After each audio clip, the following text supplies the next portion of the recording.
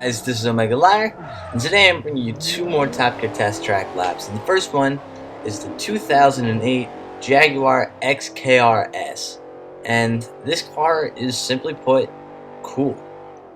It's good looking, it's good sounding. In real life, I've been inside one, mainly at the New York Auto Show, and it's nice to be inside. It's just a very cool car. Like, it's hard to explain. And I've made mine to look like the newer version that came out in game as DLC, but I decided not to buy.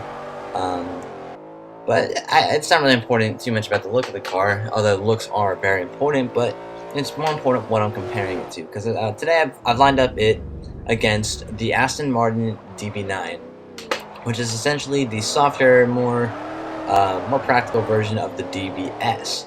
But here we have this Jaguar that is very similar to the DB9. It's not quite the same. It's not necessarily based on the same thing, because the DB7 was based on this, or rather, was based on the XK or XJ, excuse me. And this is its own platform. But as far as power output, handling, and even looks, it's very, very similar to the DB9. And I was curious just to see which one I could run faster. So these are both A-class cars. Both fantastic looking. This one runs a V8. I believe the DB9 runs a V8, but I'm going to check that real quickly. Nope, I lied. It's V12, like most other Astons.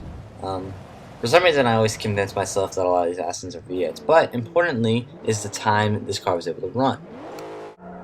And I ran it at actually a pretty respectable 1 minute 22.370, which is actually only 1 millisecond faster than the Maserati Gran Turismo.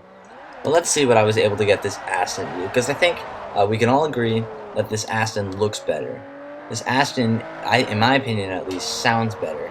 And pretty much almost every single aspect of this Aston Martin is just better. I mean, if we look at Top Gear, this was the car that they put in the Sub-Zero fridge.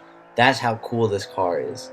Literally everything about this car, from the power to the looks to the interior, it's just fantastic. It's one of my favorite Aston Martins. Still falling short to the Rapide, because I still feel the Rapide is just better. It's more classy, it's longer, it's just as good sounding at least. But anyway, I won't get into too many details about that, because a lot of people disagree with me. But anyway, so this car, everything about it just screams better, and I am glad to report that with very similar upgrades and very similar power outputs and very similar handling statistics and statistics in general, I was able to run this car almost a full second faster.